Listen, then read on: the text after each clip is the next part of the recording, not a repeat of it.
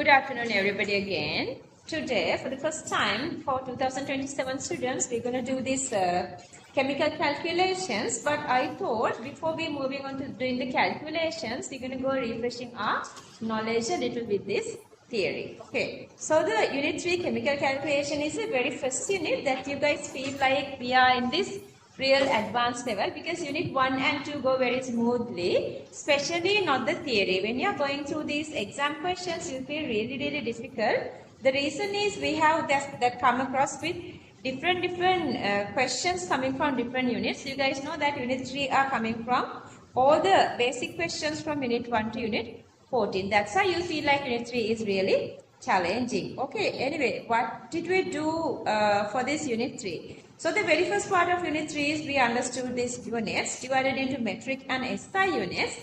Actually, SI unit is a sort of a method of a metric unit, but still it's not internationally agreed. So the internationally agreed system is the SI unit. We are dividing basically into basic units and derived SI units. We have 7 basic units.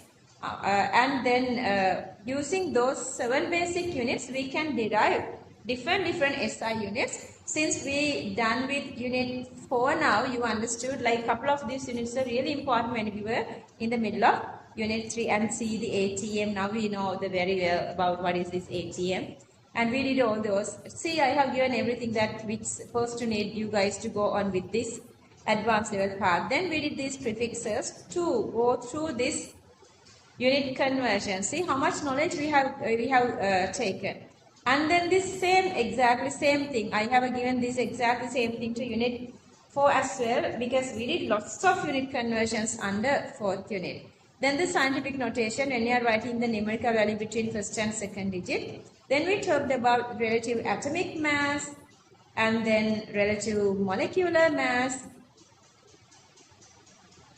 And then we moved on to talk about this mole concept. Mole has Avogadro number of particles. That particle can be any smaller particles that come across in our advanced level. And then we talked about the 3 different masses like molar terms: molar mass, molar volume, and molar charge. Molar mass. See how many questions we did. We are still only done the 4th unit. But how many times we were using this little equation? That's what I told you guys. When you go on with these, all the 14 units, unit 3 is disappearing and all the frustrations are also disappearing. You're going to be really alright. Okay, molar mass equals mass divided by number of moles. To understand that, we did lots of questions. And then we moved on to this molar volume concept. Before that, what is inside a molecule? And what is inside a mole? What is a molecular mole? We finished everything. And then we talked about this molar. See, now you guys can see how much stuff we have done. OMG. Yeah. Then we went through the molar volume. Molar volume is really important too. 4th unit again for calculations. Volume per mole is the molar volume. Then we did this molar charge. Molar charge actually is the charge of Avogadro number of electrons. What is a single word for molar charge? Faraday constant. Well done. That is the Faraday constant. Understand the Faraday constant. We again went to understand this Avogadro number.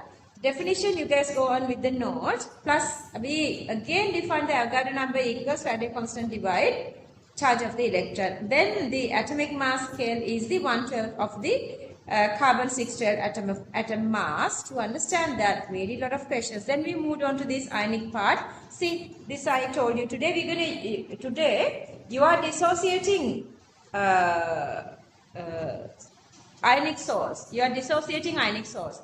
Here you made ionic salts using the valencies. That's under unit 3 we did everything, and then we did all this. I want you guys to memorize this before moving on to 5th unit, because 6th unit, inorganic chemistry.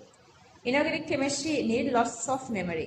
Then again questions. Then we talked about this empirical formula, the simplest ratio, and then how you find the empirical formula given that this masses of compounds dividing by the molar mass, getting the number of moles. Then when you are having these common factors, what would you do? and then knowing the molar mass and the empirical formula. How do you find the molecular formula? We went through everything. After that, what did we do? See, lots of questions.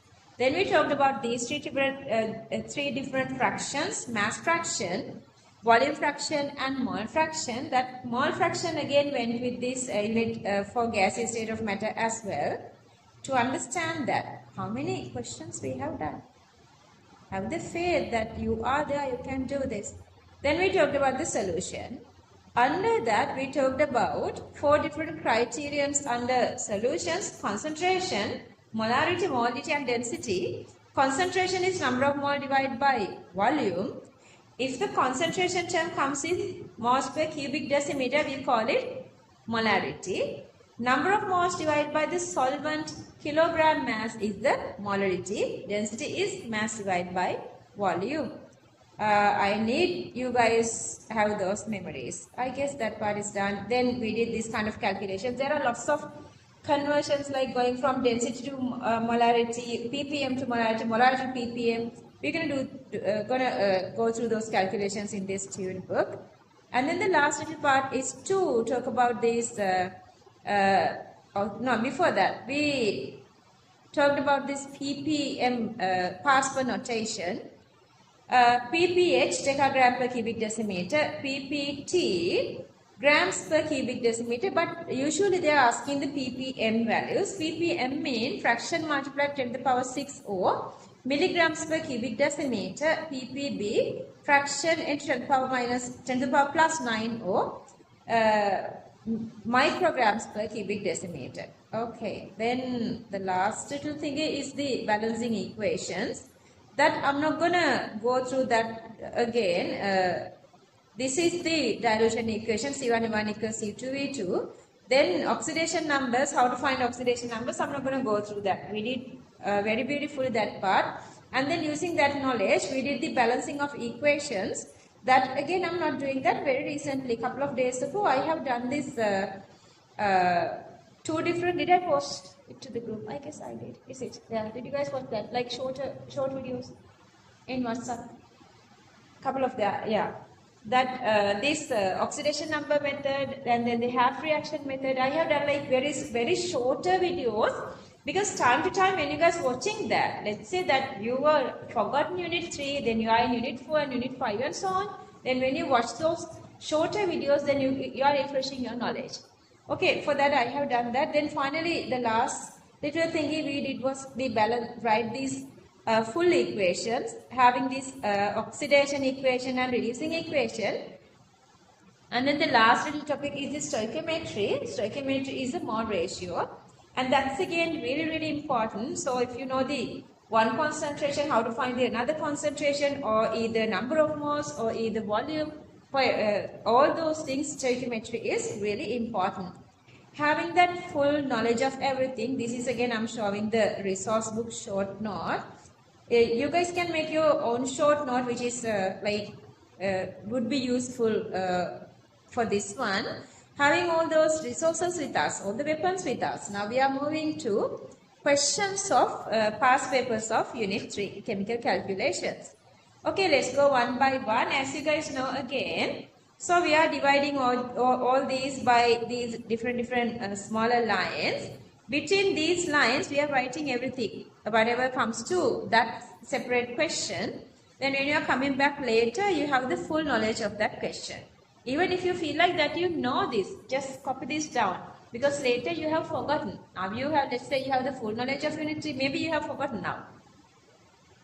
Right at the moment we did Unit 3, you had the best knowledge, I guess. Now it is diminishing with time. You have to practice, you have to use it. Anyway, moving one by one. Question number 1. The mass of an atom of carbon with atomic mass of 12 is.